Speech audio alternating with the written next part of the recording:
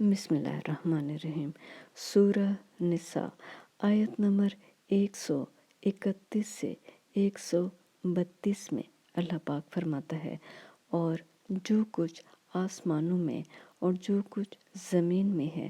سب اللہ ہی کا ہے، اور جن لوگوں کو تم سے پہلے کتاب دی گئی تھی ان کو بھی، اور اے محمد صلی اللہ علیہ وآلہ وسلم تم کو بھی ہم نے